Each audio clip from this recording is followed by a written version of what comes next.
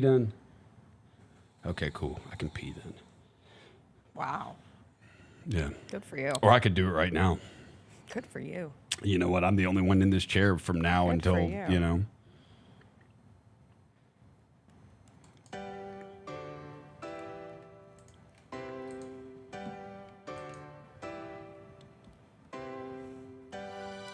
Good for sunshine.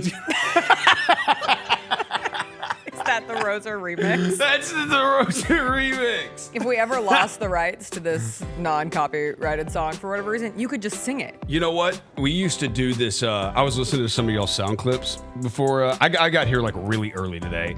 I was listening to some of your sound clips and the act out where you act out stuff. We used to do that on the show years ago when we were on AM 730. I know most people don't know what the AM dial is on the radio, but we did a bit called John Roser Thespian, and whatever, based on whatever was big at the box office at that time, like a top 5 movie at the box office, I would find movies in the similar genre, and I would redo it. I would act out lines from those movies, and we would have people call in and try to guess what the movie I was acting out was. That's pretty good. And they would win prizes. I like that. Yeah. When I was in local news and you would not be able to show highlights for certain games because of the rights, especially like March Madness or the Super Bowl, I would draw pictures and do like Pictionary of the plays from the game. That was a good time. That's fun. Like stick figure throwing a Hail Mary touchdown. My favorite was, what was the Super Bowl where it was the Patriots and was it Patriots Eagles where both kickers were Memphis guys. It was Jake Elliott and Gostkowski. And Gotti, And so all I did was just recreate all the kicks of the game. I still That's think about good. it sometimes. You had a lot of creativity. You know what? I did. In local news. You did. I tried. Your 12 Christmas thing. Wow, what a throwback, Rosa. Yeah, My dad still talks about it to this day. Yeah. Well, shout out to your dad. Shout out Carl. Yeah. He has a special Shout out anniversary today. Shout out 10 years. 10 years? 10 years. Let's go. Go Carl. Go Carl. Go Carl. Yeah. All right. Did you sleep well last night? No. Me neither. No. My ring told me I slept bad. I went to bed at like 10. I fell asleep at like 10, and I woke up at like 1:30 or 2, and then I didn't go back to sleep until like 4:30. Just kind of tossed and turned. The dog that I'm dog sitting fell off the bed. Like she was having a bad dream.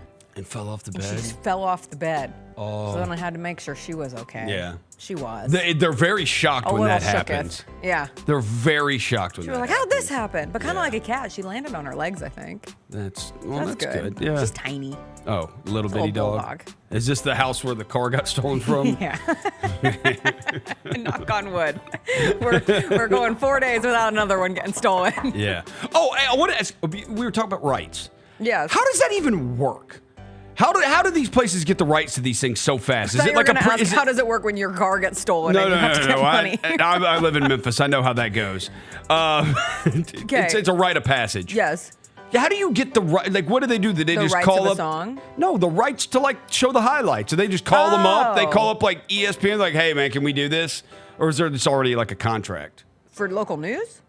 Yeah, like how does this work? For local news, you're attached to like different sources, like something called News Source, and you can only take a certain time period of clips. We'll get into this. I'll teach you all about it someday, how the rights work. What's up, everybody? It is Tuesday, June 3rd. It is going to be a good day. Jessica Benson with you from the Grind City Media Studios in Memphis, Tennessee. John Roser behind the glass filling in for CJ Hurt this morning. Coming up on today's show, the countdown to the NBA Finals continues. Mike Wallace will join us to talk Thunder Pacers, how the Grizzlies can be inspired by this finals run maybe, and other stories from around the NBA. We'll get into some other sports news from last night. A Dynasty fell short, and an NIL deal is working out to maybe be one of the greatest NIL deals of all time in the softball space. I'll explain because we are trying to figure out what to do without NBA on each and every night as we get to these finals coming up on Thursday. We'll talk about what we're watching without the NBA. I checked out the Ocean Gate disaster documentary on the Titanic sub. It was crazy. We'll do some TV Tuesday. It's a Tuesday. You know what we say. John Roser's in the house. In the house? In the house? In the house?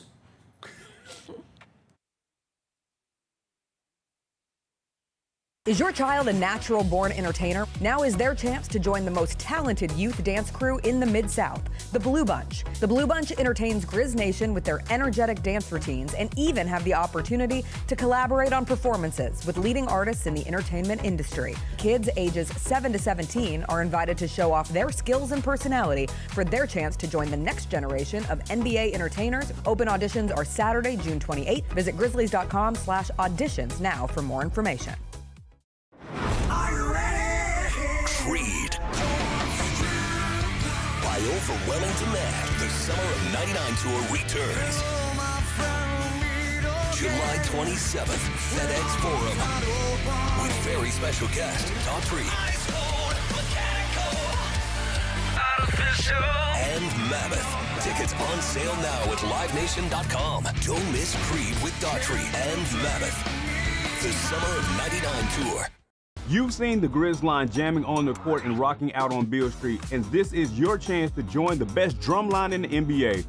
Grizz line entertains Grizz Nation at home games and events in the Mid-South through their impressive techniques and energetic shows. If you have experience in drumming and marching and love entertaining, Grizz line is the perfect opportunity for you to combine percussion and performance. Open auditions are Saturday, August 9th at FedEx Forum. Sign up today by visiting grizzlies.com/auditions. 1, 2, 3.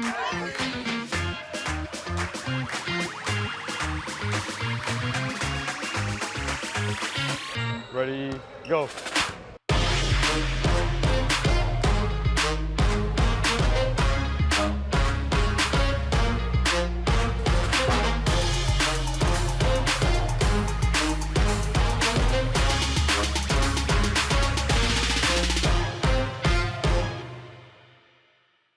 Sonic Radio. Welcome back to Sonic RNDIO. That spells radio with me, the CIO. This just in, the new Sonic $1.99 menu lets you build a crave-worthy meal for just $1.99 an item, whether that's a creamy shake, crispy tots, or a quarter-pound double cheeseburger. This just out. Ostriches. They're mean, not very cute, and in my opinion, way too big for a bird. Don't miss the Sonic Fun 99 menu. 5 items, always $1.99. Live free, eat Sonic. Tax not included. See menu for details. Javon Evans might be the Ja Morant of the WWE. You asked me how do I say that? It's because Javon Evans is electrifying. He is viral. He does things you've never seen before. The most athletic guy you've never ever seen in the wrestling world. He reminds me of Ja in a wrestling ring. So Javon Evans, I'm proclaiming you on this day the Ja Morant of the WWE. Tune in to Grind City Wrestling weekly on the Grind City Media app and on the Grind City Media YouTube channel.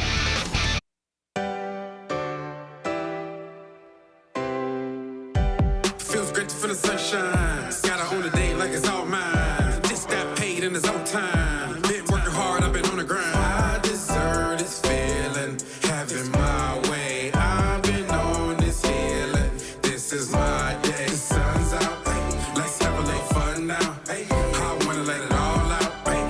That's what it's all about. Ay. Ay. 'Cause I deserve this feeling, having my way. I deserve this healing. This is my day. Grind City Media presents The Jessica Benson Show with CJ Hurt. Live from the Grind City Media Studios on YouTube at Grind City Media and the official Grind City Media app. What's up, everybody? Happy Tuesday. Making it through the week. Made it through last night in Roser. It was tough. Not a single basketball game to be found. Yeah. Not in the MNBA or the WNBA. I did. I watched some college baseball. Oh. Which is wow. That life comes at you fast. I did that. I also listened to a podcast, and it's in. Well, have I? I can find out if I finished it. I can't remember if I finished it or not. Is that a sign of a bad podcast? No. It was great. And it just goes to show what these freaking people do. I love showing what the freaking people do. The aggregators, how they just.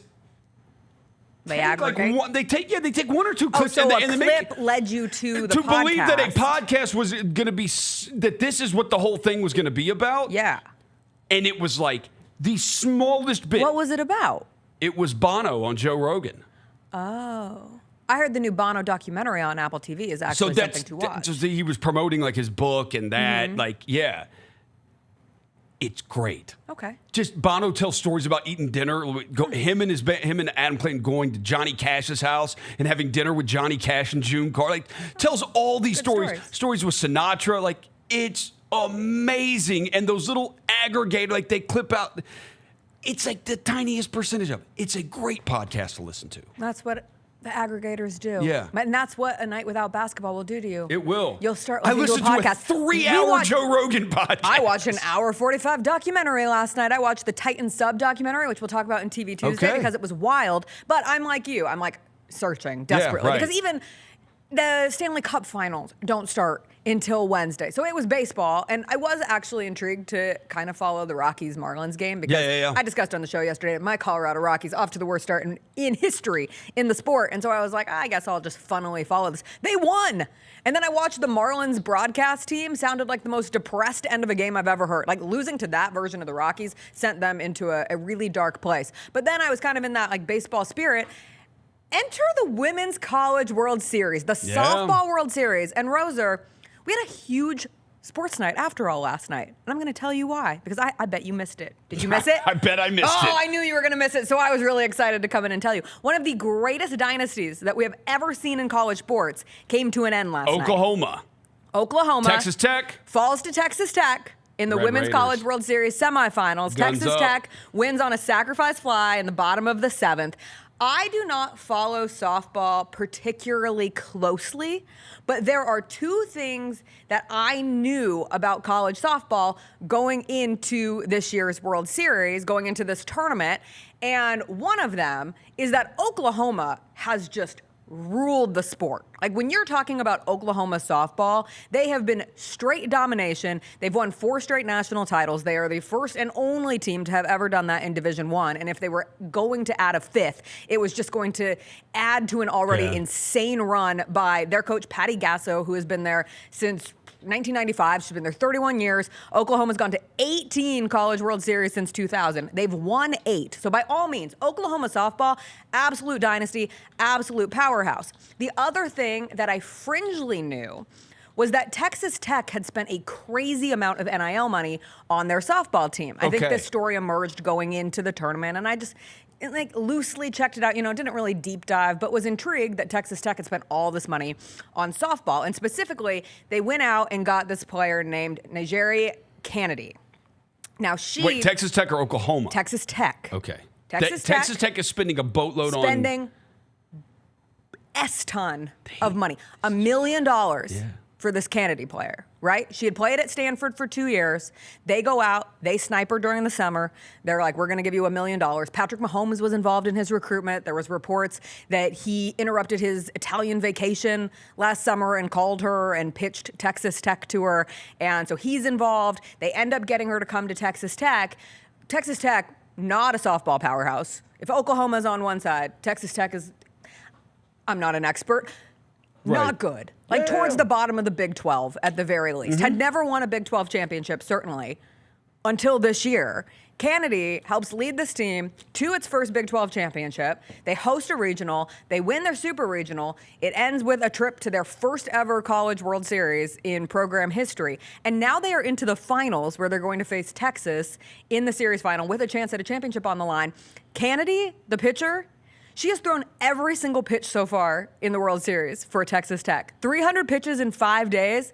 She's 3-0. She has been worth every single penny. I cannot think of a more crystal clear example of a school spending that much money on a non-football or basketball sport and it paying off immediately. Paying off, yeah. You go from nothing to beating the Dynasty and now being in the finals for the first time. I'll be following this the rest of the way. Okay, so does she hit too? Yes. Okay, Yes. Okay, I didn't know Yes, that yes. All right. That's impressive because I know I don't know anything about women's softball. I do know Oklahoma has been a monster. I do know that. Yeah. So that's incredibly impressive. Texas Tech. So it's not just Patrick Mahomes. Who else is it there? because they are shelling out for their basketball team like crazy too right now. They're spending a ton of money. Because they brought back Toppin for $4 million. They brought back another kid. They're bringing Texas Tech might be one of the top 3 teams in the country next year in basketball. They're bringing back like pretty much their entire roster. I think they also have a crazy football roster coming up, don't they? They spent, what did Jacob say? $20 million on their football team. Who is giving all this money to Texas? We always think of Texas A&M as oil, but does the oil run through all of them Texas hills and get you to Texas Tech as well? I mean, it's crazy to go from softball, basketball. How did their baseball team do this year? I don't know. Why would I ask that question into the abyss when we're just now following this for the first time of the season? There's literally a thing. It's like, where is Texas Tech football's NIL money What coming does it say? Do you have the answers? So it's pulling up Texas Tech football. The Matador Club, whatever the Matador Club is. The Matador Club. That's their NIL collective? That's their NIL. It looks like the Matador Club. When you click on the Matador Club, I don't know if this is just because it is the most current thing right now, but the first thing is a shot of their softball team. Like, talk about really using your NIL for the entire athletic space. I don't know. It's pretty impressive. Anyway, we'll see if Texas Tech can go ahead and beat Texas. So an old Big 12 rivalry. Curt Cignetti from Indiana. It is not $20 million, their roster. It's more than that. Oh. Curt Cignetti from Indiana says there are 6 teams this year in college football coming up that will have a $40 million roster. 6 teams that Curt Cignetti says they are going to, from what he knows going out there today. No, I have the 6 teams who he says. So Texas Tech. Texas Tech is one of them. Oregon? Yes. Georgia? No. Alabama? No. Is there an SEC team Yeah, on the there list? is one. Tennessee? No. No, they lost a lot. Texas? That's the SEC team. Again, in the state of 6 Texas. programs, Indiana head coach Curt Cignetti claims will have a $40 million roster. Conference of the others? Big Ten. Ohio State? Ohio State. Only one Big Ten? Only one Big Ten. Oregon and Ohio State. Yeah, Oregon and Ohio State. Okay, what's the next conference? ACC. ACC, Clemson? No. Miami? Miami. We know Dabo So that's doesn't 5. do the portal. Right. So it can't be Clemson. Duh. Miami, and then the other, there's no conference. Notre Dame. Notre Dame. Yeah, Notre Dame. Wow. Notre Dame. That's crazy. Notre Dame should kill it in NIL right now. Like, yes. Kill it. They don't have to give We money have an to American, anybody. They're gonna keep we have all an their American money. Pope. The Catholic Church has never been hotter. Yeah. I just went to Italian Fest. That benefited the Catholic Church. They can take some of that money and send it to the Notre Dame football team. Yeah. It's everywhere. Yeah, Notre Dame shit. Notre Dame's big. Yeah. That's wild. Yeah. Well, you said you watched the Ole Miss game last night. I flipped it on right when I sat down for dinner, and it was right when Ole Miss started their comeback. Like, they were down 12-3, Ole Miss was. And then they came all the way back, and they got it to 12-8, and then they got it to 12-11, and then props to Murray State for holding on to that. I thought for sure that when it got to like 12-8, I was like, Ole Miss is going to do this. And then they hit and then Ole Miss came up in the next inning and hit a 3-run homer, I think in the 8th, to make it 12-11. And I thought, yeah, they're absolutely going to do this. And they got to the 9th, and Murray State was able to they were able to close it out. And then the Murray State manager got the Powerade bath afterwards. Powerade, not Gatorade, because this is the NCAA, and they drink Powerade, not Gatorade. You know that if you ever try to go to the NCAA tournament, and they tell you cannot have your drink showing. It has to be in a Powerade cup when you sit courtside. That's true. You should know this, Jessica. I do. Yeah, it has to be. It's Powerade, not Gatorade. Powerade the Powerade only. bath. And it's blue. Yes. Usually. The manager got a Powerade bath, and then he got back on the headset to talk to ESPN, and he said, "Oh, they got the jaw." He goes, "They're wet.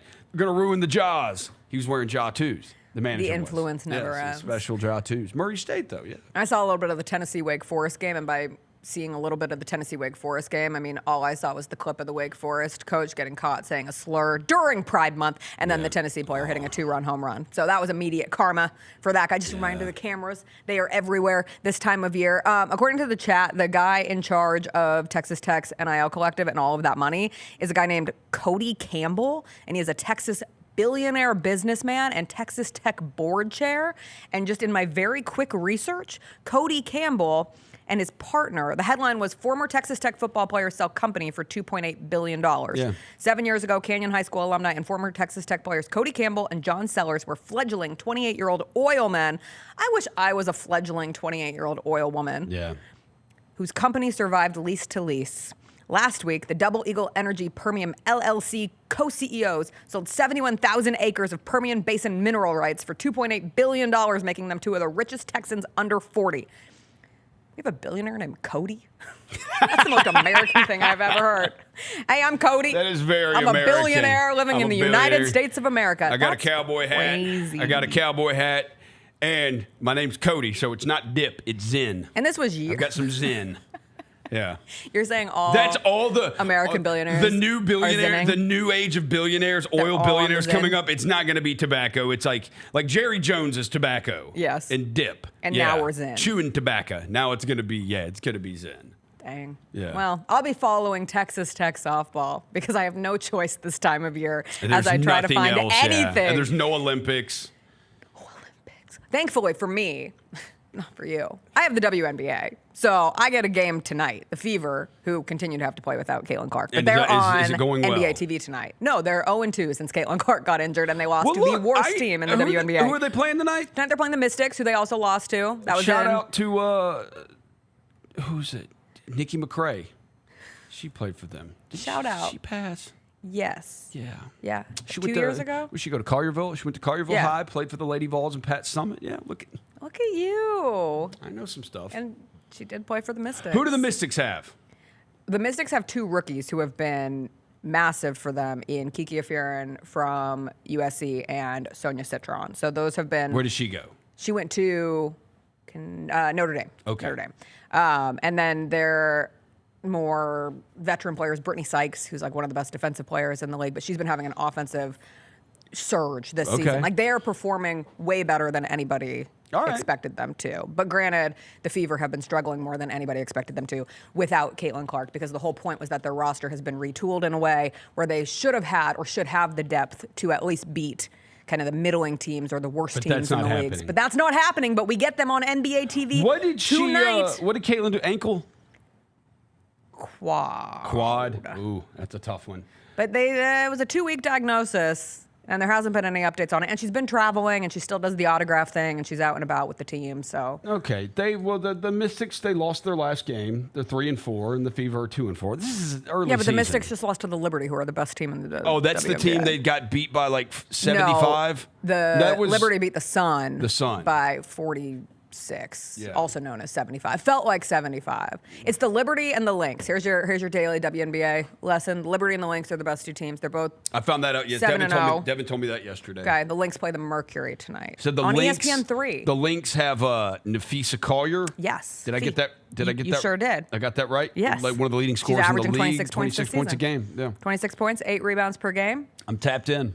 Look at you go. Actually, all 3 games in the W are broadcast tonight because the Wings Storm game is on ESPN, which I'm sure was for Paige Beckers, but Paige Beckers is out with concussion protocol for the Wings. There you go. Damn. Look, we found What's things to talk about. What's the other game on? Mercury Lynx are on ESPN3 and Mystics Fever on NBA TV. Don't say ESPN3 on TV. It's on your internet. You can put the internet. I don't know if You you know how can. this works, Roser. The The other games weren't even on that, so it's been a little frustrating trying to find some of these things. I'm a YouTube TV subscriber, so I know about watching the game I know about watching stuff on the laptop. Look at you go. Yeah. We have Mike Wallace coming up. I love He's going to Mike be on the Wallace. computer on the TV. He inspires me every day. Really? I'll Yes. let you tell him about that. We'll talk Thunder Pacers as we count down. And Mike just came off of a great vacation, too. So we'll catch up with Mike Wallace, talk to him about the upcoming NBA Finals, some of the stories going on around the NBA when we return.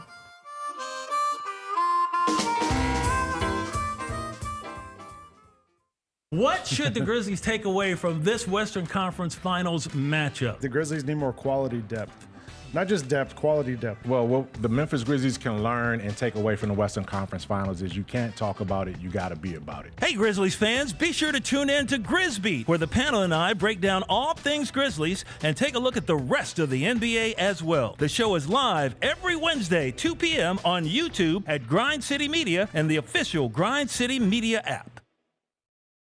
Have you always dreamed of entertaining on the biggest stage in Memphis? The Claw Crew is looking for members to join their team for the 2025-2026 season. Claw Crew members are hardworking, high-energy entertainers who assist Grizzlies home games by hyping up the crowd and much more. Not only do they support the Grizzlies on home games, but also promote in Memphis and across the Mid-South. Open auditions are Saturday, August 9th at FedEx Forum. Visit grizzlies.com/auditions for more information and to register today.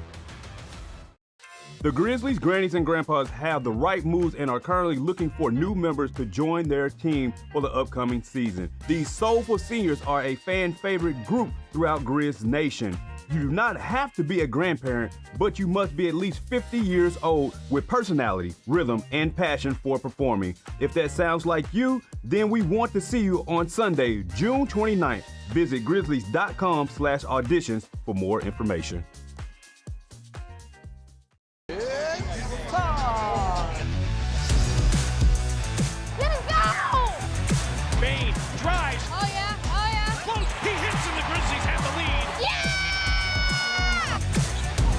With a knockaway. Good defense.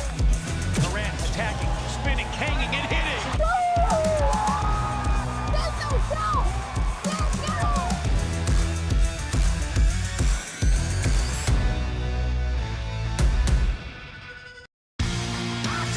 Shinedown. Dance Kid Dance Tour. Live in Memphis. FedEx Forum, Saturday, August 30th. With special guests, Bush and Morgan Wade. Get tickets now at livenation.com. Shinedown, live in concert. For more, visit shinedown.com. CP the franchise. Do we hate the Pacers? Of course. I hate Haliburton. I hate Reggie. I hate the Pacers. I hope. Yeah, where does Haliburton rank? Is he Where does he rank? Yeah, is there potential for him to be more hated than Reggie by the end of this series? If you start flipping y'all off, for sure. Yes. Well, first of all, they're built the same. They damn near look the same. You know what I mean? He's like reincarnated Reggie Miller. The Chris Vernon Show, live on weekdays at noon on YouTube at Grind City Media and the official Grind City Media app.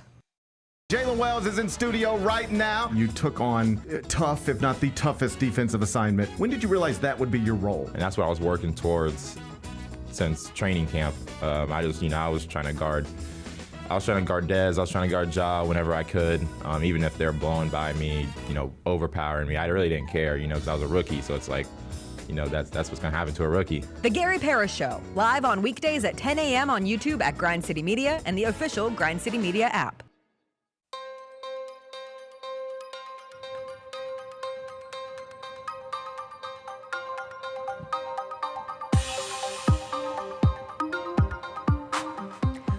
Welcome back. It is Tuesday. It is time to catch up with Mike Wallace, and it has been a minute because he was on vacation. But he's back now. Mike, how's it going this morning?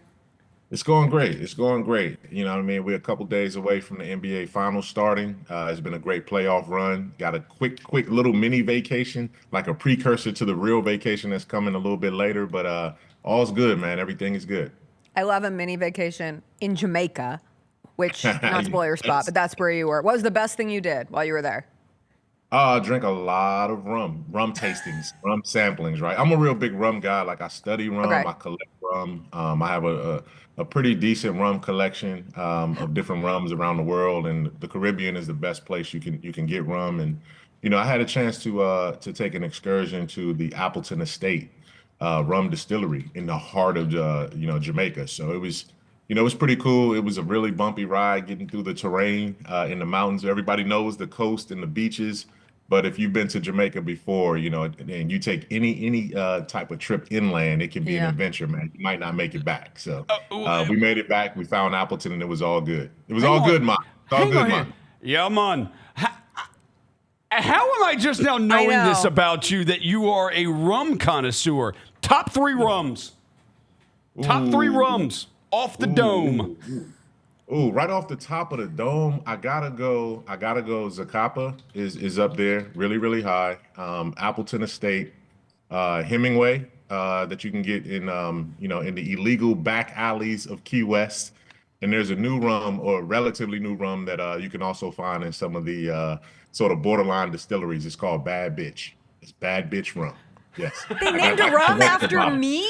That's so awesome. Jessica, Bad Bitch Benson. That's what they call it. Hey, sponsorship people downstairs. Oh my God, I would Jessica lose and my Bad Bitch Rum. They would never let us. Let us be great. Let us chase that product sponsorship. placement Come on. right there. Look where her laptop is. You could put a bottle of Bad Bitch Rum right there. Right across. Yeah. Wait, Mike, how did you become so into rum? Like, where did this obsession begin? It started with, it started with my first trip to the Caribbean. You know what I mean? I had a chance, staying in Miami for 10 years, you get a chance to hop over to the Bahamas, and then, you go down to Barbados, and then you just realize that's the culture. The first thing they hand you is a glass of rum punch, right? And then I love the flavor of it. I like the taste of it. And then I started, collecting it and reading up on it and how the distilleries came to be, and the sugar crop, and, sugar cane plantations and all of those things that are down there. And that was one of their top, what they're known for globally in the Caribbean is their distilleries and those kind of things. So, it kind of been, and I like the taste of rum. I'm not a real big, alcohol guy, but I really like the taste of rum, and I like the versatility of cooking with rum. So the different things that you can also cook with it, whether it's dessert oriented or, flavoring your meats and those kind of things. And, it's just, if I had any glass of anything, it would be, my go-to whenever I get, when I want something to, drink like that, I'll go rum and Coke or something, a ginger beer with rum or something along those lines. That's just always been, I guess, since I was about, maybe 25, it became something I got interested in. Well, you can pour yourself a rum and Coke on Thursday night. Not until then, because the NBA is really milking this, Mike. They went from giving us games every other day to going Saturday to Thursday, which, granted, if there had been a Game 7 between the Knicks and the Pacers, it would have been on Monday night, but that does not exist because the Pacers took care of business in 6. I have seen some people use the word underrated to define this NBA Finals. Is that a word that you would use before this thing has even begun between the Thunder and the Pacers? No, I wouldn't call it underrated at all. Like, I call it a highly anticipated finals, because stylistically, I'm not sure you could find any team in the East outside of a fully healthy Boston that can match up with Oklahoma City better stylistically than what Indiana is going to be able to do. Now, they don't have the experience. They don't have guys that you're going to say, yes, these are surefire guys who are going to step up and perform, but they have the opportunity to. And, again, like, this isn't a finals for the narrative writers, right? Because everybody gets it wrong when it comes to this. No one would pick these two middle of America teams in flyover country to make it to the NBA Finals. We look at all of the major broadcast networks, all of the major sites, websites, basketball nerd sites. None of them guys have people positioned in Indiana or Oklahoma City. Everybody's on the East Coast or the West Coast or in these major markets, and they tell us about all of these super teams. And Roser knows this, man, and he said this, and I stole it from him. Bronny James has been covered more than the Indiana Pacers this season on a national scale. And that just tells you that sometimes, man, the glitz and glamour and wanting to be relevant and wanting to chase ratings isn't the best formula for realistic basketball when it comes to building your team and doing it the right way. And these are two examples of teams that have done it the right way from top to bottom. And I applaud this finals matchup, and I just hope it's one that remains competitive. We are in this shift, it feels, from the LeBron era and the Steph era. And I know they're both still there, and the Lakers with Luka and just these big names, but also the emergence of two teams in the Pacers and the Thunder who aren't just successful this season, but feel as if they are built to be successful for the coming years. And that is where brands can get made. Even though you're the number 47 media market and the number 25 media market, you can become popular because of finals runs, right? Like we talk about this with players all the time, lore and reputation and just how we think about different players in the NBA. It all gets built in the postseason. Whatever you do in the regular season whatever. This is where true narratives begin to form, and that can happen for teams as well. And I'm with you. Like, I think from a general public standpoint, when you hear Pacers Thunder, it's not like there's a ton of familiarity, but there is familiarity, especially with the Pacers taking down the Knicks in the way they did and how Tyrese Haliburton has gone from the overrated player that the 13 people in The Athletic dubbed him. And again, it was 13 players who called him the most overrated player in the NBA. But going from that narrative to having the choking moment, like those are iconic moments that lend to more people knowing who Tyrese Haliburton is today versus 2 to 3 weeks ago, even though he was on an Olympics roster. And I know he didn't play on that Olympics roster, but like he's been around. But for the casual basketball fan, I think we're kind of overlooking the whole nobody knows and nobody cares about the Pacers and the Thunder narrative. Yeah, I mean, this is a team, when you look at it, Rick Carlisle, start with the coach. Rick Carlisle obviously, did some great things with Dallas. I mean, he took Dallas to NBA Finals, right? Twice, I think, and that's, or once. And, it's one of those situations where, he's been a really, really good coach. He was a great coach at Indiana the first time. And I think if anybody gets sort of overlooked when you do the coaching pecking order, Rick Carlisle kind of gets overlooked when it comes to that.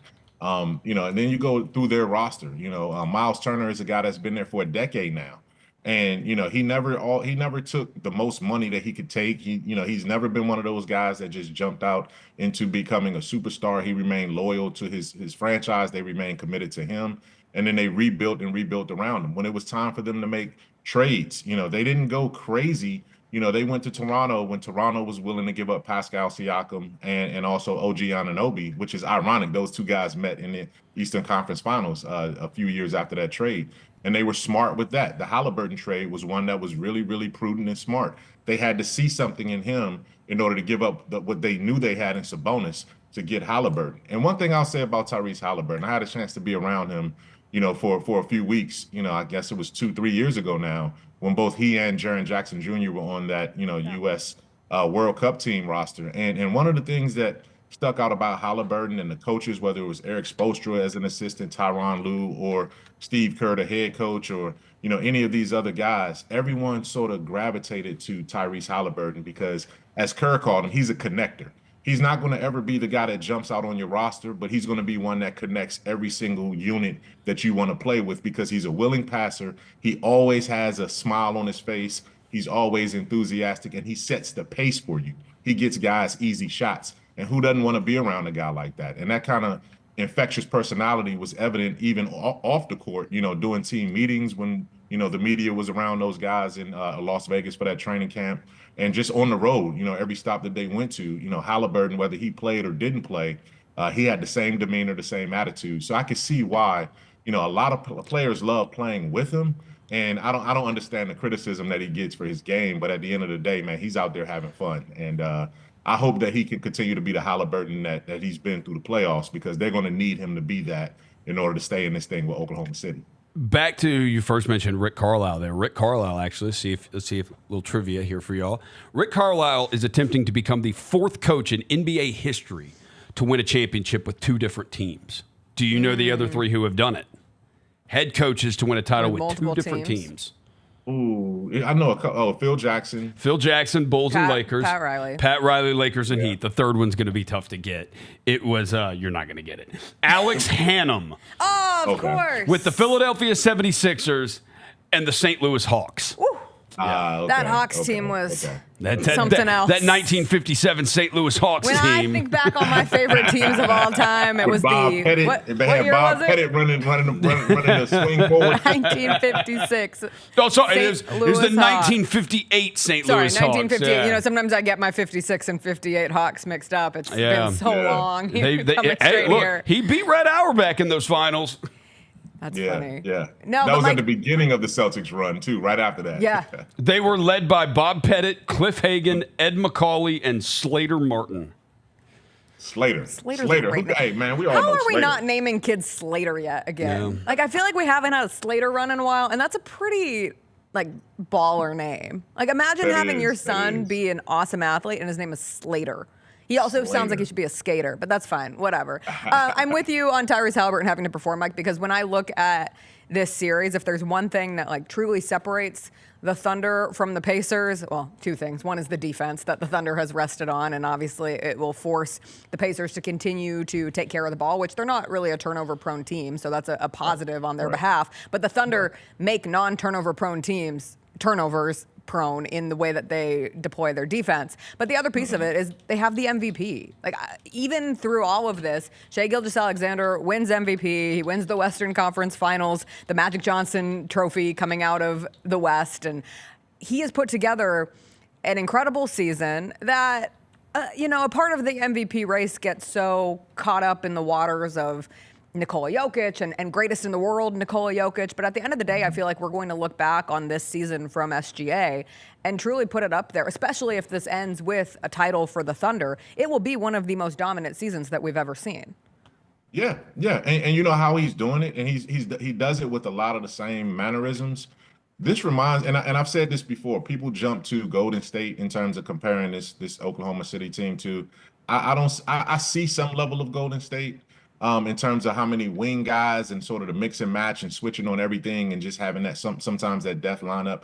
But they remind me so much more of the 2014-15 Spurs. Yeah. And I had a chance to see that team, up close for 2 straight years because the Miami Heat played them in the finals for back-to-back years. And he's having a real Kawhi Leonard-esque type impact on this team. Far more offensively gifted. But Kyrie, it's not a situation where you can't look at Kawhi and say, he didn't have an impact on those Spurs team. They were so deep. He didn't have to do 30 points every single night. But just in terms of his mannerisms, how he goes about leading, the quiet sort of leadership, saying the right things in the right moments at all times. This isn't one that we're going to overlook because I think this is just the beginning. Shai Gilgeous-Alexander has been a really, really good player for a long time, and then he became a great player. He was the throwaway in the trade that LA, sent him to Oklahoma City for Paul George. They thought Paul George was going to be, the big time superstar taking that team to the next level. And Shai was just a guy that, okay, this is a young piece that you got to include with an upside and you're going to have to max him out eventually. And Oklahoma City didn't even see him as the kind of guy that was going to be this. They saw him as a really, really good piece. And then they said, we're going to use all of these draft picks and hopefully hit on the number one guy and then be our next superstar. And what did Shai do? He just gradually got better every single year. They built the team around him, and now they're a juggernaut. And I don't see this team, I don't see him slowing down. Everyone looks to say, okay, how long can they stay together before you have to break them up because guys going to have to get paid? They could do the same thing again next year. And I'm not sure if anybody in the West is going to be able to catch them. I just don't know that. I can't see it. And it's funny because they've gone from a team that we've questioned to now a team that has answered every single question, and it's just a matter of time. And this finals could just essentially be a coronation. That's the big question from teams not named the Oklahoma City Thunder, especially in the West, is, okay, how does this finals run serve as inspo on what you need to do in order to try to chase the Thunder? And we look at it through the lens of the Grizzlies, who were the first team to be destructed by the Oklahoma City Thunder in this year's playoffs, and they get swept. And we've gone through all of it, but I'm curious if there's something that has emerged to you over the course of this playoff run from the Thunder, especially looking back at that last series win against the Timberwolves. Is there one primary important thing that you think teams in the West, not just the Grizzlies, but anyone trying to compete with the Thunder, should be most focused on if they want to legitimately challenge them as a contender if things all stay the same next year? I think you have to have the continuity and the foresight. And that's not something that you can't just make that up over in one off season, right? Like, this team didn't just say, hey, we're making the obvious choices here. None of their choices have been obvious when it comes to what they've done. Like, I wasn't sure who either one of the Jalen Williamses. I didn't know who they really were as college players and what they were going to be. We didn't know the kind of health and whether, you look at some of the guys that they've gone through and didn't have, some of them had injuries. Chet Holmgren had injuries. We didn't know he was going to be sturdy enough to be reliable and make the kind of transition as tough as he's done it. Hardenstein was a guy that you thought helped the Knicks. You didn't know he was going to help the Thunder this way. And then Caruso, everyone knew Caruso was going to be what Zach Kleiman called the dog guy, but now he's a dog guy that knocks down threes and never misses, right? Yeah. But then there's the Isaiah Joes, then there's the Aaron Wiggins, then there's the Cason Wallaces, and then they just continue to come at you in waves. And oh, by the way, they still have lottery picks out the wazoo, right? I mean, they got first round picks just stored up. No one knew Mark Daigneault before he was Mark Daigneault right now, right? So you had to even put the right coach in the situation and allow them to learn. And, credit their fan base too, because they never got impatient with this team. You don't hear about these guys doing anything off the court. You don't hear them trying to, talk about their swagger, or they don't come to the arena worrying about their fits. And I'm not just talking about how they compare to, one specific team or the Grizzlies. I'm just saying across the NBA norms. It's not about, glitz and glamour with these guys. They're just about balling. And they're in a market that only cares about balling. You think Oklahoma City fans care about the rest of the league mocking them about their T-shirts and showing up on time?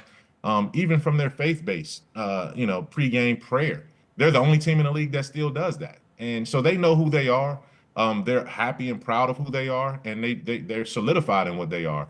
And they've been that way for a long time, and now they're seeing the fruits of their labor. So if you're not ready to be committed across the board and smart across the board and look in the mirror across the board, you're not going to be what Oklahoma City is. It takes a lot of that. That's where I listen to everything you just said. Yeah. And it's what makes it difficult for me when conversations go to, well, because they have all of these pieces, even if they were to win a title this year, could they be in the market for making a big trade for a Giannis Antetokounmpo or a Kevin Durant coming back and finishing out his career in OKC? Why would I know? That's why when you're laying it out, it feels gluttonous in a way. Yeah, they don't need that, and unnecessarily they've never operated gluttonous. like that. Yeah, they never operated like that. Yeah, they did swing to try to get Paul George. A few years ago they had Chris Paul come through there for a second time, but it was more to mature those guys because they had the money to spend. And they didn't want to be completely lottery bound every year. They had to, at some point, go from winning 24 games to winning 40 games to winning 50 games, right? So they took their steps incrementally. And then when it was time to get off guys, they got off guys. And, when I hear Oklahoma City could be in the sweepstakes for Giannis Antetokounmpo, what is that going to do for Oklahoma City? Like, what? This is not Golden State where, you almost have to stay relevant and you got a new arena to pay for and you're going to charge people exorbitant amounts of money to go get the best player to make sure that your television rights, your suite rights and all of those things are premium. Oklahoma City doesn't operate like that. They are a business, no question about it. But they don't need Giannis. They don't need any of these mega supermax guys because they did it their way. Yeah. And so if you're going to compromise that, why would you do it? Like, what will be the motivation if you can go back and run it back and win it again? I'm with you 100%. I've seen the stuff about Kevin Durant out there. KD could do it back in OKC or Giannis. I'm like, where is this coming from? I guarantee you this is not coming from anybody on Oklahoma City side. It makes no sense for them to trade a bunch of stuff for Kevin Durant's $50 million contract. Giannis makes more sense because Giannis is in the prime of his career and he's Giannis. But even at the same time, it's like, well, the Thunder have to trade they've got so many draft picks, don't they have to trade? Why do they have to trade any of them? Why? Because you're going to have to make salary decisions with some of these guys. It seems like they're going to keep SGA, they're going to keep Jalen, and they're going to keep Chet. And that alone is going to make them a tax team. Right. That alone will put you in the tax. So the real conversations are going to come with, they've already extended Alex Caruso. Hartenstein's on a 2-year deal. Cason Wallace is going to his contracts. Those guys are going to be the ones who become Lou Dort. They're going to become the expendable ones that they're going to end up eventually having to move off of. But they have a plethora of picks because it is not an exact science with the NBA draft, but they do know this. The more shots we have at the draft, the better our odds are hitting. So they're going to keep all less of sustainability. Yes. Yeah, even the hard decisions you had to make turned out to be, smart decisions because, you might go into next season and Josh Giddey might be the most improved player in the league next year. Like, he had a hell of a run with Chicago. He did. In terms of what he's able to do. And he's a guy you basically You didn't give him away for Caruso, but that's a trade that helped Chicago, and it helped obviously what Oklahoma City is doing. And there's no shame in having to pay Chet Holmgren if he's going to continue to evolve like he's evolving. There's no shame in having to double down on a guy like Jalen Williams because he's already been all NBA and an all-star. So like that's why.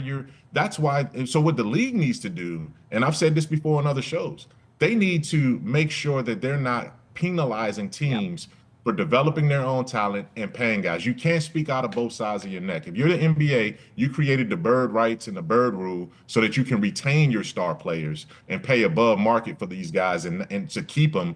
But you also can't penalize a team for doing just that when they prove to be successful. I said it before. What the NBA needs to institute is a sort of a tax relief system where teams that make the conference finals on either side can avoid having to pay the second apron tax. If you're a conference finals team, you're doing something the right way. You shouldn't be penalized for having your players where you need them and paying that tax at the end of the season. If you're Phoenix Suns, tax them all you want, right? Like if you're going to overpay for bad results, that's your problem as an organization. But if you're paying and doing it and following the system the right way, rewarding guys that you've developed, then you shouldn't be penalized for that by being a second apron and all of these other things that come with it. So, hopefully, like I said, Oklahoma City, what they are and what Indiana is on a shorter scale is an example to the NBA of how you do this thing the right way. You don't need, multiple max guys at the same time. Mm-hmm. You don't need superstars. You don't need media covering you every single day. You don't need all of this drama. You don't need to pretend like you're something that you're not. Be who you are, embrace your fan base, embrace your culture, establish that, and then go ahead out there and play basketball. And we're seeing that happen. Before I let you go, Mike, I found myself watching a 30-minute compilation video yesterday of the funniest moments from inside the NBA in its history, and my husband was watching it as well. We were laughing out loud for the large majority of it. And just to physically get an actual belly laugh, I think it's such an unique, it completely sums up why Inside the NBA worked in the way it did, because we're all looking to laugh more, and you generally don't go to sports to laugh, but this crew provided an opportunity to almost serve as a pseudo comedy show in a lot of ways. And I was listening to Charles Barkley on the Dan Patrick show yesterday and talking about his contract and giving 2 years to ESPN, and also still trying to figure out how much they're actually going to be on ESPN. And it feels as if there's still some logistical scheduling things to figure out as it pertains to the Inside the NBA crew and what their place at ESPN is going to be. But I'm curious for you, is there any faith that this stays the same, and not entirely the same because it's a new location, but they keep talking about maintaining the magic and keeping the essence of the show, but it just feels like inherently by moving locations, it strips it from the organic situation that it grew into in the first place. Yeah, I mean, kudos to Inside the NBA. I mean, TNT, that show for 30 plus years, man. I've watched it from the time it started all the way through, you know what I mean? And I've seen the sort of the co-hosts evolve, but they got it right, once, obviously Chuck and Ernie were there from the beginning. And then, Kenny came in pretty early, and then they got Shaq, at the end of his career. And it just continued to be, guys looking at themselves and not willing and being willing to make fun of themselves. And you had three dynamic players, and Kenny Smith is one of the smartest guys that's been around basketball. And then obviously Charles is just, I'm gonna say whatever I need to say. And, he's your uncle or your grandpa or whoever else that's over there that's unafraid to be honest. Brutally honest, right? And I love his saying, man. He said it over the years. When I go to the bank, they call me Mr. Barkley, right? So it's because of that respect. And then Shaq, man, just he's just his ability to critique and get on players, and then them still have that respect for him. But it all centers around Ernie Johnson. Like if you talk about a guy who's an absolute consummate professional, we've seen him go through life tragedies, we've seen him go through triumphs. Their whole adoption story with their special needs son was just it's just a heart-wrenching story in terms of what they went through in that situation. So, it's been a great show. I know your question was about the transition. Look, as long as those guys are together, they're going to make magic happen no matter what the set's not going to change. The producers aren't going to change. ESPN is just going to, pay to move that show into its set. And what you got to ask of your ESPN is, what does this mean for the people you groom, the people that you paid? Like, where does Kendrick Perkins and Brian Windhorst, my guy, Stephen A. Smith, and all of these guys, like Malika Andrews, what happens to them? Are you going to still create more content to do that, or are you just going to blow your whole setup and then just occupy the TNT crew? It's going to be interesting. The dynamic has got to be different, but I'm glad that these guys are going to still be together calling basketball moving forward. Yeah, the other thing too is they are a staple. It's inside the NBA. After the game is where most of the magic happens. Is where I would bet 90% of the magic has happened on this show, and that has been like SportsCenter. Scott Van Pelt immediately after the game, and he has on, if it's a Warriors Wolves game and the Warriors won, Steph Curry joins right after the game. So no, it's gonna be interesting TNT to see has what a formula of that. TNT has an element of that because they have the guys on headsets on court or right after, checking back in with Ernie and the crew. But that goes back to the who gets it. Who gets it? And then if it also becomes like a teetering between the two, then you lose the consistency. Like a part of it is just, to let that show be dumb. that show. As viewers, we are dumb. We get so used to the same thing over and over, and we get accustomed to it, and it becomes tradition fairly quickly. I mean, honestly, at this point, for me, SportsCenter, someone who grew up, loved SportsCenter, sitting here today because I wanted to be Stuart Scott at one point when I was young and do fun highlights. The only SportsCenter that I religiously watch is coming out of a game with Scott Van Pelt and whatever he's doing. And then sometimes I'll get sucked into it. But that's the only appointment SportsCenter. But it's not like I'm even turning it on if there's not a game before it anyway. So if you're in a position where that's some nights, and then some nights it's inside the NBA because you're trying to strike the perfect situation where you get both without losing the other, I don't know. It makes me nervous. I will say that because we all believe they just need to let those guys be themselves and let them do the show. They have not messed with McAfee. No, I don't think that's an issue. But they let McAfee be McAfee, and they let Pat McAfee do his show. Yes. Because it's the same thing. They license it. It's a license. They license the show. Yeah, it's the same thing that they're going to do with inside the NBA. And I think you guys are making a great point. Within the show, I don't think they touch it much at all, right? I don't think that they disrupt what Kenny, Shaq, Charles, and Ernie have put together. I don't think they disrupt that. The question is, coming out of the games, what do you do? And I think what you give them, and maybe we haven't seen it, maybe it's been out there, is that let's just say if ESPN or ABC are going to have 3 games a week, I think you exclusively give that TNT cast 1 game, give them the Thursday game or whatever, and you let them do it the way that they do it. The post-game show is the post-game show. And then the other 2 games that week, it will go back to their normal structure. But that's a mess economically to try to pay for that, though, because now, what is the value of your ESPN, post-game show and that thing versus everything else? So it's going to be convoluted, but they put a lot of money behind it to try to, buy it. And I don't think it's going to be something that we're looking up 5 years from now and it's still the same format. I think this is just, hey, let's get these guys a little more run because it was an abrupt way to end the contract. Yeah. Let's give them another year or 2. And then we'll fade off and do something else after that. So I think this is more short-term than long-term, obviously. Yeah, and I saw Stephen A. Smith said he has an announcement on Wednesday, whatever that is. Ooh. Whatever that is. Maybe he's going to officially announce he's running for president, or maybe it has something to do with the inside the NBA stuff. I don't know. Because it feels like, dude, they are paying Stephen A. Smith so much money. Well, that's the thing. Eventually, there's a lot of contracts, but they make a lot of money, and they have a lot of rights. So anyway, Mike, thanks for joining us. You're our president. Anytime. Roser said you inspire him each and every day. You inspire me. You're the inspiration, right, Mike. I got a shot of special rum for you, man, next time I see you. That's what it's all about. I'll see you at church. All right. See you later, Mike. Thanks for joining us. Bye. That's going to be in the communion cup. Yeah. Cup. I've seen Mike and I run into each other. Coincidentally, so we will go to the same church and we will not see each other there for like a couple of months, and then all of a sudden, like it'll be like back-to-back weeks, and we'll run into each other. Really? Yeah. I mean, Hope's a big church. It's a small city. Yeah. Hope's a big church. It's Memphis a big church. is a small city. Hope might be bigger than the city. All right. We'll take a quick break. When we come back, the cover of Madden 2026 was revealed. Will it be the latest edition of dun dun dun? The Madden Curse. Yes. Bum, bum, bum. It will. Roser hopes. We'll show you what the cover is. I don't hope that for anybody. Okay. Well, your player got it last year, so we'll talk about the history. And is the Madden curse real? Because I appreciate ESPN laid out the last 10 cover stars for the Madden game and if the curse affected them or not. Do we make too much of this or is it actually a thing? We'll get into it, plus some TV Tuesday when we come back.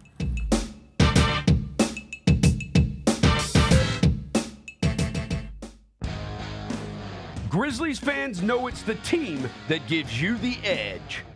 Big River Steel does too. And much like the Grizzlies have recruited legendary talent, we want you to be part of our team. Are you ready to be part of something legendary? Then visit www.bigriversteel.com. That's www.bigriversteel.com.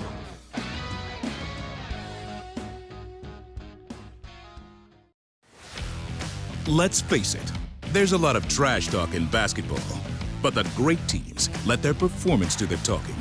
Like Ford F-150 with Pro Power on board, a class-exclusive industry-first feature that turns your truck into a mobile generator and leaves the competition speechless. Ford F-150, official truck of the Grizzlies. Greatness starts here at your Mid-South Ford dealer. Class is full-size pickups under 8,500 pounds, GVWR.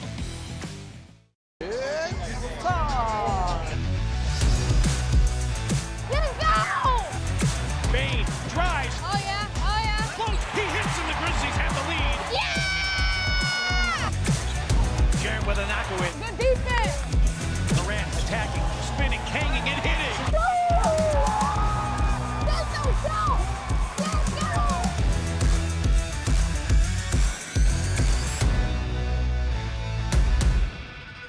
Kroger shoppers and Grizz fans, one exclusive last-minute discounted ticket deals takes it straight to you during the Grizzlies 2024-2025 season. Sign up with the new Kroger Buzzer Beater deal. Fans can sign up by texting Grizz to 636-479 or visit your local Kroger store in the Delta Division and scan the QR code. By signing up, you agree to receive recurring automated promotional and personalized marketing text messages from the Memphis Grizzlies. Consent is not a condition of any purchase. Message frequency varies. Message and data rates may apply.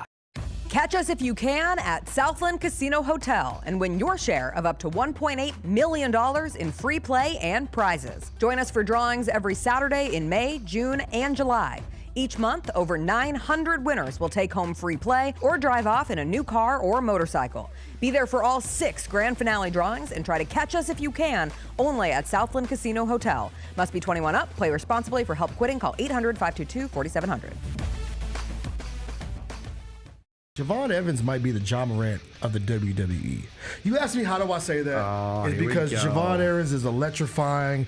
He is viral. He does things you've never seen before. The most athletic guy you've never ever seen in the wrestling world. He reminds me of John in wrestling ring. So Javon Evans, I'm proclaiming you on this day the John Morant of the WWE. Tune in to Grind City Wrestling weekly on the Grind City Media app and on the Grind City Media YouTube channel. Last week, I gave you the update about my son Kevin in terms of having to choose. Has he made the decision? He picked Tennessee State. Oh, my heart, Mike. The next day, we got an email from the director of Tuskegee's program laying out everything that they were going to be doing. And he flip-flopped. There we go. He flip-flopped. So he's going to be going down to Tuskegee. Get all of your HBCU sports and culture news by tuning in to HBCU Huddle with CJ Hurt and Mike Wallace. New episodes drop every Thursday on grindcitymedia.com, YouTube, and Spotify.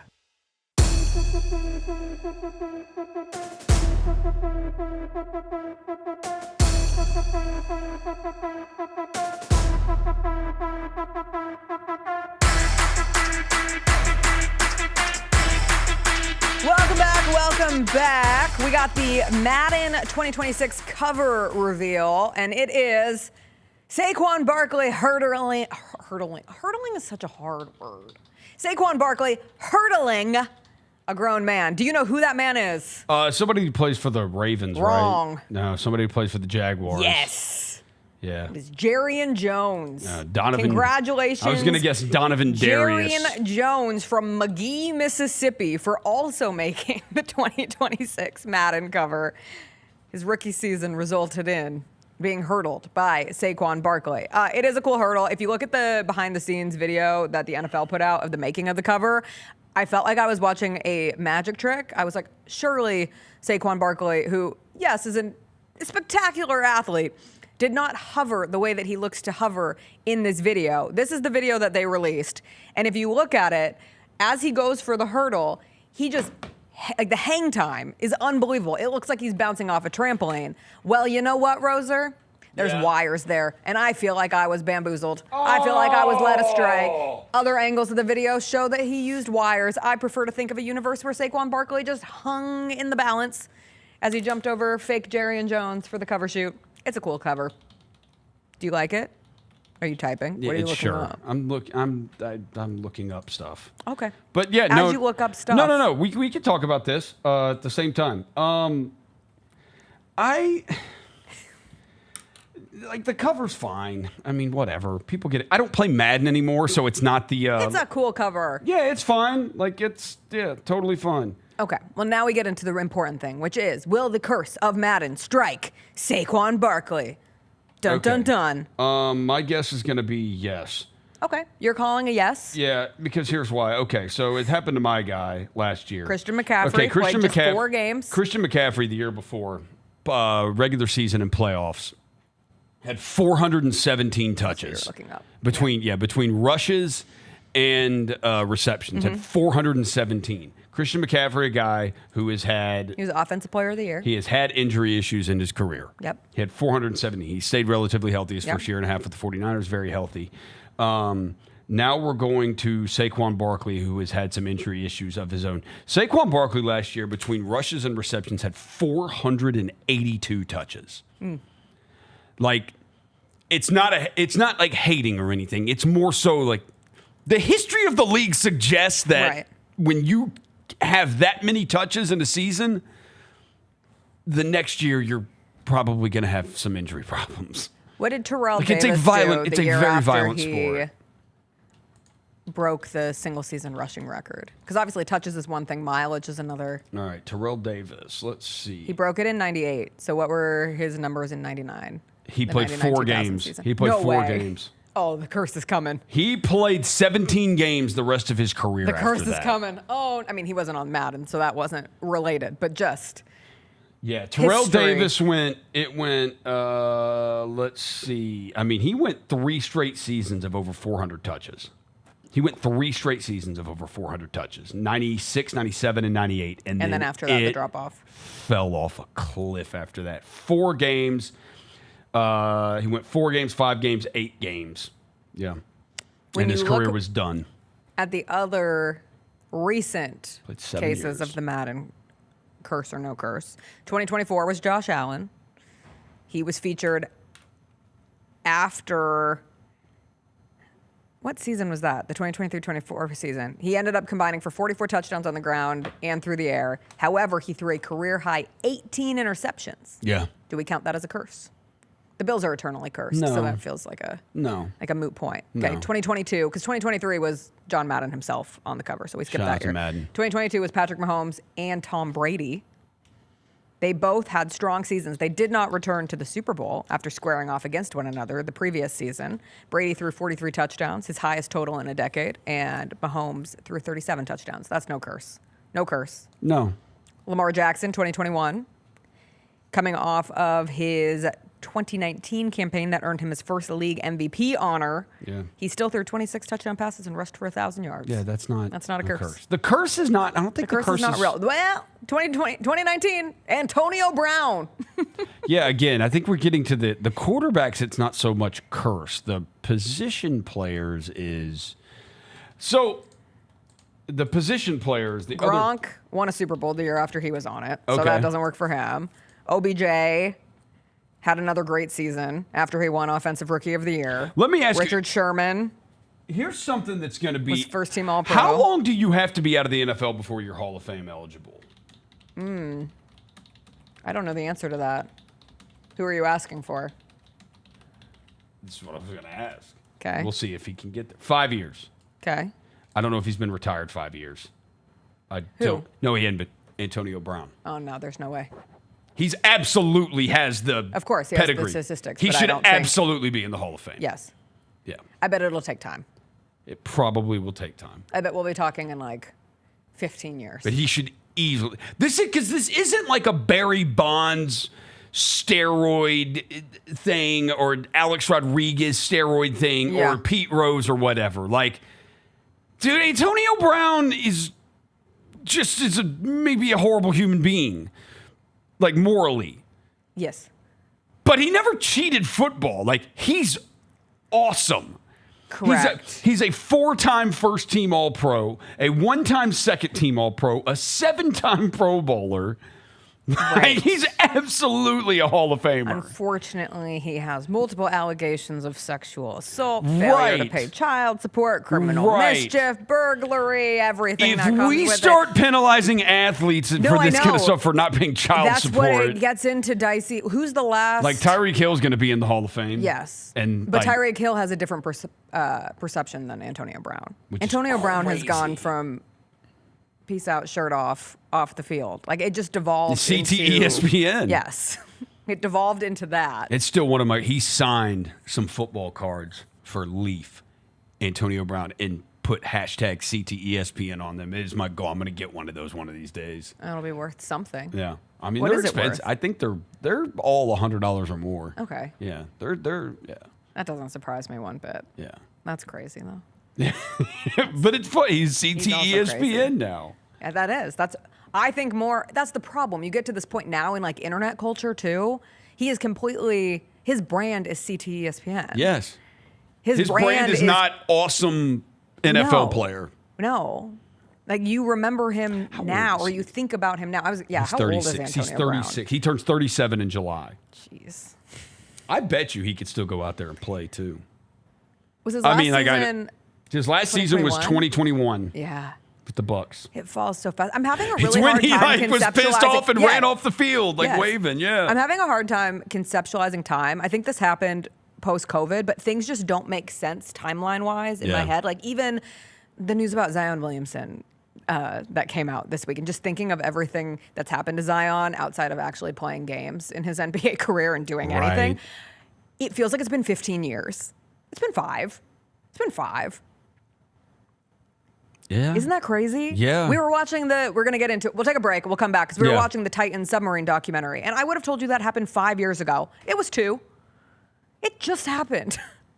Also, why are we making documentaries about things 2 years after they happen? Oh, the submarine where everybody, like and imploded. The little small, Yes, like, it's that not they were like a controlling real with the video submarine. game It's like the controller. small. Yes. Yeah. Vance brings up a years good ago. point about Antonio Brown. He brings up the Darren Sharper thing. Oh, yeah. Like, Darren Sharper's never getting in the Hall of Fame. Yeah. But he was legit, like, he's in jail. It's not too late. Yeah. It's not too late. You don't know. All right, we'll take a break. We'll come back. TV Tuesday, what we are watching as we move into this week, waiting for the NBA Finals to begin on a Thursday, catching up on some TV along the way. I will tell you the craziest part of that Titan submarine documentary. They were going down to explore the Titanic. They imploded. What they show you in this documentary will make you sick to your stomach. I'll tell you what it is when we come back.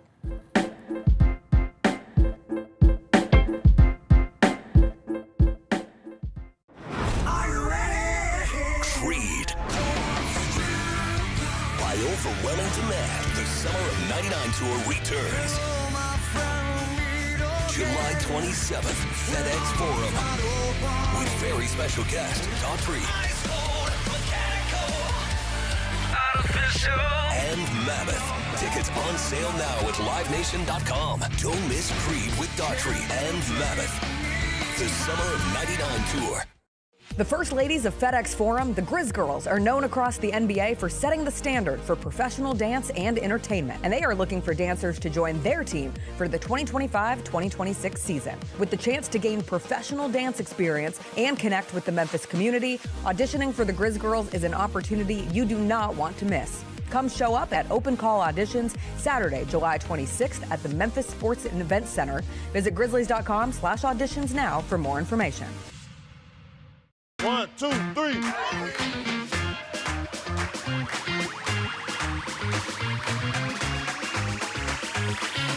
Ready, go.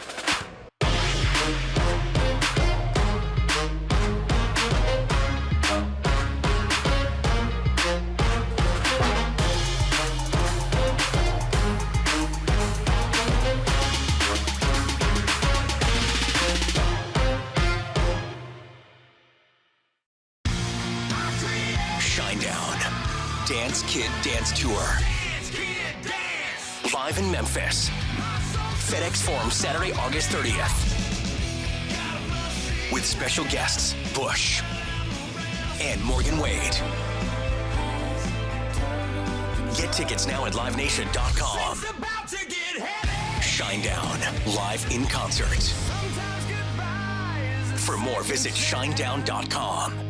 The other thing that came out this week that we were talking about innovation and Nike and all that, they dropped these $900 hyper boots that 900. I mean, they're a recovery shoe apparently that you wear after sports, whatever. Who's buying it? Because all the athletes that we see, they're gonna get seated this. So who's gonna actually pay $900 for this? The Sneak Fest Show, live Tuesdays at 2 p.m. on Grind City Media on X, YouTube, and the official Grind City Media mobile app.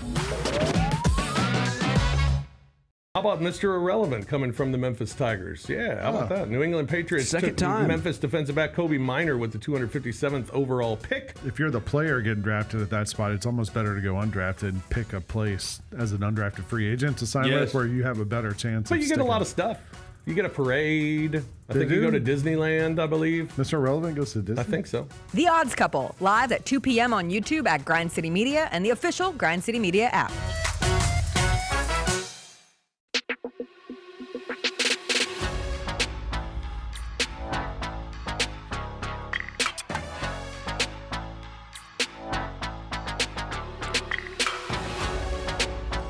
Roser, these were some of the notable players eligible for the Hall of Fame for the first time. First-time Hall of Fame candidates in 2026. You ready for it? Football? Football. Okay. Drew Brees, Hall of Famer. Larry Fitzgerald, Hall of Famer. LeSean McCoy, LaShawn Shady McCoy. himself. I don't think Hall of Famer. Frank Gore, Hall of Famer. Hall of Famer, Jason Witten. He's in my own Hall of Fame. Okay. Not Jason Witten. Frank Gore. Frank Gore. Yeah, he's in Chris's too. He's in the Roser Hall of Fame, the Chris Luther Hall of Fame. Too. You said Jason Witten, Hall Jason of Famer. Witten, Marquise Pouncey. Offensive lineman. I'm not good about judging offensive Me linemen. neither. I'd have to look at exact what. I mean, Marquise. Pouncey. Marquise Pouncey. I think he would get in, just based on reputation alone. Yeah, 9-time Pro Bowler. He was part of the All Yeah. Decades team. He's a Hall of Famer. Yeah. Yeah. 2-time first team All Pro, 3-time second team All Pro, 9-time Pro Bowler. Geno Atkins. What did he ever do? 5-time first team, 8-time Really? Pro Bowl. Made Yeah. the 2010s All-Decade team. If you're a 5-time first team All Pro, I think you're gonna be in the Hall Steven of Fame. Gostkowski, Should kickers be in the Hall of Fame? because they are allowed, you have to put Gostkowski Sure. in. Yeah. Fine. That's cool. Phillip Rivers. This someday, is tough. I think he will be someday. Yeah. I think Phillip he will be Rivers. someday. Yeah. 8-time Pro you think? Bowler, led the league in passing yards. So, I mean, Rivers. Co-leader, touchdowns, 2008. Yeah. Completion percentage leader, 2013. Rivers always, his completion percentage was always Crazy good. Yeah, Rivers is super, super accurate. Greg Olson. What's your name? G-Reg? What I do? 7th floor crew, Miami? Anybody? I don't know if Greg Olson is. I don't feel like Greg Olson's a Hall Only of a Famer. 2-time second team All-Pro, 3-time Pro Bowl. you're not a I Hall don't- of Famer, I don't think no, he's it's not- maybe it's as a not. broadcaster someday. He's better than Tom Brady. I like him as a broadcaster. I- Okay, this was the one I personally- saw on the list that like put me straight in my feelings. Personally, well, Romo's really good when he's on, though. We have a lot of awesome NFL. Like, Yeah, we've had Romo, some incredible talent. Olsen, Yes. like. I like Buck and Aikman I've always liked Buck and Aikman, but like Olsen, man, I hope Brady gets better because otherwise that's just like a fumbling of the bag big time. If Brady I doesn't, really enjoy if Greg Brady Olsen on broadcast. Burkhardt and Olsen were so good. Okay, are you ready for this? Yeah, Todd Gurley. so Gurley. Tell me how old you think Todd Gurley is He's right like now. 30, isn't he? He's 30 on the nose. He Yeah. should still be doing it. We Roser, joke about this. He retired at 22. 6,000 rushing yards, 67 touchdowns, 2,200 receiving yards with 12 touchdowns. So I don't.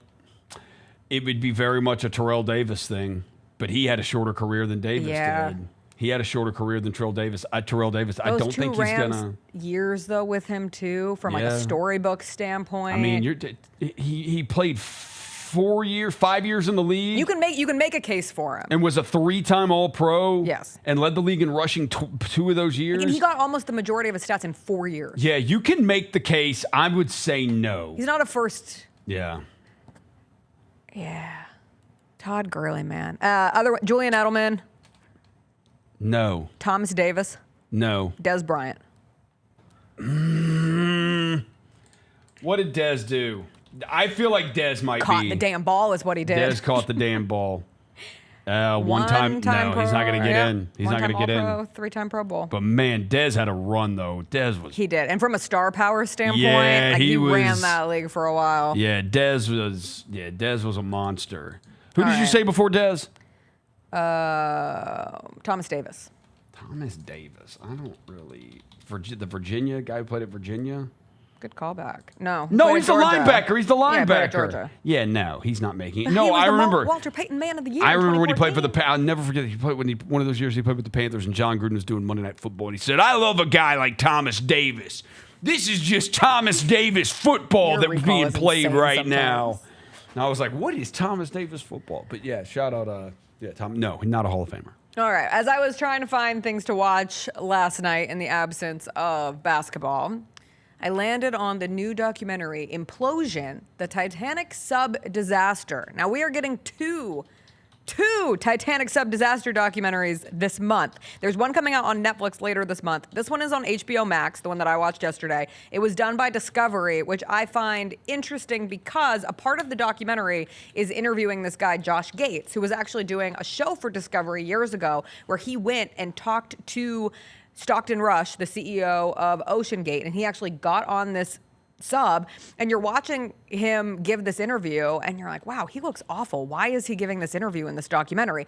Oh, it's because he ultimately pulled the plug on the Discovery series episode that he was doing on OceanGate because he didn't want to be complicit in inspiring someone. He smelled this guy's BS, called him out on it, went away, and went to his bosses at Discovery and said, I don't feel comfortable putting together a show on this. And now he's interviewed in this documentary, and it goes on Discovery. And basically, for people who don't remember, for whatever reason, missed this story back in 2023, where this OceanGate submarine imploded while going to see the wreck of the Titanic. And so they were doing tourism, they were charging people money, very rich people doing rich people things, going down, seeing the wreckage of the Titanic, and 5 people were on board when it imploded. All 5 of them died, and one of them was Stockton Rush, the CEO. And I had never really thought of it from a standpoint, and it's not as if this is the point of the documentary, but one of his friends or former coworkers or investors, and those are all one and the same, it feels like at some points during this, kind of brought up the idea of he knew by the time he gets to that final dive that ends up imploding, he knew this thing wasn't safe. He knew that he had failed, essentially. And rather than failing, he just kept going down, and it almost turned into a murder-suicide type situation. And Playing Russian roulette. yes, and understanding, too, that dying in the way that those 5 people did, which sounds horrific, but scientists and everyone will tell you it's relatively painless. I don't want to take away from the fear of it and the claustrophobia, and I can't imagine being underwater and hearing some horrific banging sounds and being like, oh my God, is this the end? And then poof. But it is essentially a poof moment. The pressure situation that occurs down there evaporates you as a person. And I thought the craziest thing they show is going through the wreckage afterwards, and members of the Coast Guard were responsible for going through the wreckage that they found, and it basically turned everything inside into a sludge. It's just a sludge of everything. And you're looking at it, and it doesn't show blood and guts because everything just turned into sludge. And so they're going through the stuff, and you're like, oh my God, what part of this is atomic matter? What part of this is human remains? And they had to go through that. And there was one sleeve that survived from the CEO, Stockton Rush. And they were able to get the sleeve of his jacket, and there was a pen inside, and the pen survived. There was a full pen, and then also a couple stickers that were handouts of we're going to see the Titanic. It's a sticker I would put on my laptop. It was a wild look. I bet those could be auctioned off for a lot. I bet they could. I bet That's they will. That's where the collector mind in me goes. So what were they doing? They were going down to see the wreckage of the Titanic. So people are obsessed with the Titanic. Yeah, no, I knew. What were they looking for? The heart of the ocean? They're gonna thought the old lady dropped it off in the ocean in the end. They're going to find Rose's necklace? They're going to find the painting. Did they Paint me find like one of your French girls? Did they find Jack? They found Jack's body And he came in with there no was a arm. room on He the had board. no. He had no arm. Well, one of the crazy things is the CEO's. I believe it's his wife.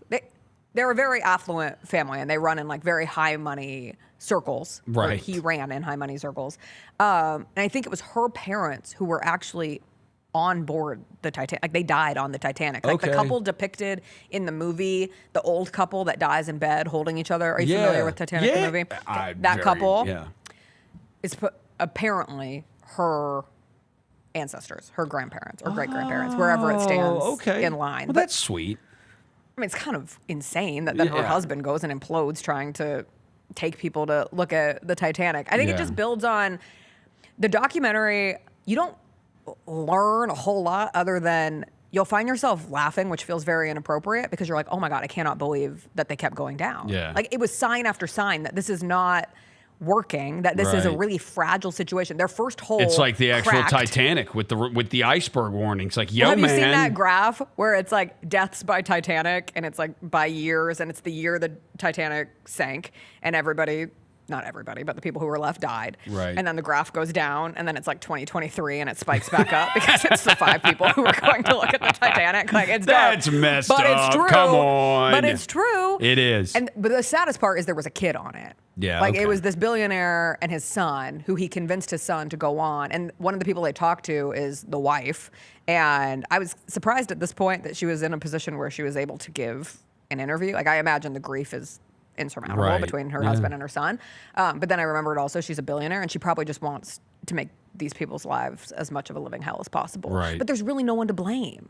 Like they go around this investigation from whatever governing body would investigate the implosion of a submarine in these kind of waters. So ultimately, what this billionaire guy raised a bunch of money Yes. and built a something that sub. was not safe. No, and used a material that everybody told him was not safe and skirted around a bunch of rules. And anybody who came to him and said, hey, I think there's going to be a problem, they basically got rid of those people. Like there's one woman who's interviewed who was on the engineering side and she raised an issue and they came back to her. And according to her account of it, they told her that she didn't have the right explorer mentality and basically let her go. Yeah. And that's what this all comes down to. It's like rich people, like just because you can, should you? And when you have that much money, these people, primarily men, who start to think, I know better than everybody else around me. I am the smartest person in the room. What I say goes. And anybody who challenges that is wrong. But then 5 people died because of it. But there's no one to blame because he's dead. So like you can sue as a state, I guess. But at the end of the day, it kind of dies with him. I don't know. It didn't really leave you with any resolution where you're sitting here like, it's just thank more God of a somebody sad paid for that." situation. I guess it's like a cautionary tale to some degree. It's a cautionary. No, what it is, it's a that is what America is. It is billionaires skirting rules for their own benefit, and it blew up in that guy's face. Like literally, it imploded in that guy's face. I mean, we're dealing with a situation. Is there a revolution? Is there a revolution coming? Are you asking for a French revolution? From the low and middle class? Is there an uprising? Is there a revolution? Do you hear the people sing? I'm listening to singing the song of angry men. I'm listening to Tracy Chapman. Do you want a revolution? Ooh. They say you want a revolution. A little Beatles. Yes. Go with all the revolution songs. You know what, drafting revolution songs. Some people like the Zip and Pippin at Liberty Land. Wasn't my favorite ride. I liked the Revolution. Do you know what my favorite Panini basketball card is? It's Panini Revolution. Have you ever had? Are you the kind of person who has any desire to do extreme things? Like if somebody offered you a chance to go in a small sub to go see the wreckage of the Titanic, and that might not be the right example, but just I put it in the same vein of people who want to hike or summit Mount Everest. Yeah, like not all these doing people that. say don't, but then people continue to do it. I think we've recently had a handful of deaths on Everest this year. I'm sure I would. I don't know if you told me like, hey, there's a, you know what would be one for me? Like LASIK surgery. LASIK surgery scares the hell out of me. Although I was told now, because there have been such advances that I know, but it actually still could be scares eligible. me. But there was at one point, I literally told, this is probably a decade ago, maybe longer. told me, they said it's 50-50. You could Yes. go blind. Yes. And I was like, yeah, I'm not doing that. And like the suicide rates of people who had LASIK. What? Yes. Oh, it's insane. Okay, There's a not getting correlation because you lose eyesight or you're in so much pain, like your eyes physically hurt afterwards. And so it drives people to the brink where they like can't take it anymore. My mom, when she got LASIK, only did one eye in case it went Why wrong. would you just not get painkillers? I don't think it works. I mean, you're blind. Yeah. Well, like painkillers also, that's a dangerous. And then you're that's a addicted to slippery slope. painkillers. And That's then a maybe slippery that's slope. correlated too. Yeah, that's a slippery slope, the opioids. LASIK scares me. Yeah. But I want it. I'm blind. Me I'm too. literally blind. Very like if I don't blind. have my contacts in, I Cannot could see your you. eyes. Yeah, I Cannot could see not your see eyes. you. You could put fingers up, and I'd be like, You're a silhouette. Yeah. You're- It's the yeah. worst. There's a person there, but yeah. I will need proof of 20 years of LASIK where they have like less than 1% of cases end in someone going blind, where I feel comfortable doing LASIK at that point. Yeah. But I'm just not. I'm with you. Like that's even with like the Ozempic craze or like these semaglutides and the shots. Like people just out there getting it. Like it's cool. It works for so many people. Mhm. But I get so scared of I do too. what long-term things. I just think We those don't know things enough through. about it. Like I would never get in the Titan submarine because I'd be like, certainly this was not meant to occur. So so I still get that way. I'm dead serious. Like, driving over bridges. I'm that way. And then what happened several years ago when like all these random bridges started collapsing all over the country, that made it really, I felt really great then. I was like, yeah, let's just keep driving over bridges. I was already I was already a little, I'd get a little uneasy going over bridges. I still get that way flying. Taking off and landing, I still get that way. I've recently had to start taking medication. Yeah, I get just like a little uneasy taking off and landing on a It's plane. just even how things are right now. It just like, Yeah. added to my Right, fears, right. and which is so weird because I grew up on airplanes. Like Yeah, when my mom was a you're- flight attendant, I was on a plane when I Yeah. was 6 months old, and I never had flight anxiety. Yeah. It did not happen until a few years ago, and it just started You're getting a to the f- point yeah. where You're a flyer. it really freaks me out. There was one time I was on a flight to Washington D. I believe it was to or from Washington D.C. when it was like the first time I ever flew when I was a kid on spring break. My mom took me to Washington D.C. because great city, great history. Yes. Like go see Great Washington museums. D.C. and visit it if you never have done it. It's amazing, and go see all the history. But I also got a little PTSD. There was an old lady sitting in front of me, and she had gas. And it was not a good. flight. Not Put good. it that way, yeah. Well, on that note, I was like, thanks for being I was here like, this we morning, gotta Russ. take off. I get the anxiety of taking off, landing, and I've got an old you. lady farting in my direction. Well, WNBA Commissioners Cups games tonight. They're all on TV, even the ESPN 3 one, even though Roser doesn't count it. We'll continue onward as we wait. Wow. Are those New Jerseys? Wow. Those are terrible. I hate those. That is bad. Did That those just blue come is out? bad. That looks like you're trying to be hip. You're just trying got to be announced? like between the 90s and then something into like the 70s. Listen, I like the Or star as 60. the A. I want to be clear. So Yeah. I don't want to chase them from that. But I I was- don't love the rest of I it. was literally talking to somebody about the best jerseys in the NBA. And it was Blake. He works for the Portland Trail Blazers. He used to be an intern here, and I was texting with him about the jerseys. I said, because I always like the Blazers jerseys, but Yeah. we were I listed my top jerseys, and I said, I want to have Orlando in here, but Orlando, it feels like they have been able to screw up their jersey, even though you should not be able to screw up black, blue, and silver. Correct. You should not be able to mess that They up. are one of the easiest color I combinations. think it's why the that you Portland could go Trailblazers to. jerseys are great. Like, you should not be able to screw up black and red. Like, screwing up black and red I have is... a hot take, too. Oh, what is that? This is not popular. I recognize. I really don't like pinstripes. Really? I really don't. For whatever, I just don't. Unnecessary lines on clothes bother me. Yeah. And they always have. I mean, I grew up That's a okay. Yankees I'm fan. that way. I'm solid. And I refused to wear I'm solid any color. pinstripe I'm Yankees solid gear when I was a kid. It I was like- always the solid navy. I like solid color, no logos. I don't love. You don't like the Yankees. Pinstripes can make you look fat. Yes. They But can. they should elongate you better. You don't want horizontal lines on a shirt. Oh, Are ooh, yeah. No. a massive Yeah. problem. Oh, why would we ever do that? They look like they were made in those jerseys. Can we put them up one more time? Yeah, put those jerseys back up. They look like they were made in Microsoft Paint. They really do. It looks like ChatGPT ass jerseys. Right. Like, did Yes, Grok it make looks them? like a Grok It looks jersey. like Grok. It The really players does look even like look like Grok modeling Yes. the jerseys. Grok ass jerseys. I do think the Disney logo is pretty. Like, that's one of my favorite things about the Magic. Like, of all the sponsors to have, it's pretty sick to have the Disney logo on as your corporate sponsor. That's a cool one. I like. Okay, if we're looking for the best case scenario, the blue. Or like if you took the Orlando and the Magic from the blue and the white one, there's something to be done there. But it does, like, what's the font? Yeah. I just have a lot of questions. That's too bad. Well, what jerseys, did you see the Grizzlies are a part of, reported, not official at all, that they're getting a new city uniform next year? Yeah, I saw that. Did you see that yesterday? Yeah, but it was like the black one, like the old throwback or Yeah. whatever. Yeah, I saw that. More breaking news: the snack wrap is returning to McDonald's on July What is the 10th. snack wrap? It was like a fried chicken piece and like a tortilla. I don't know. People seem to be excited about it. I don't care. When's the last time you had McDonald's? Yeah. I'm trying to think of the actual answer to that. Probably like 3 or 4 years ago. I just don't eat a lot of fast food. If I'm eating fast food, I go to Chick-fil-A. That's the truth, not just because they're a sponsor. That's my only go-to. I don't know. I think I do know the last time I ate fast food. It was after the Lakers game here. It was Coach Isola's first game. I was so pissed off we lost to the Lakers. I freaking hate the Lakers. You went and got... I went and got Crystal after the game. It was like midnight.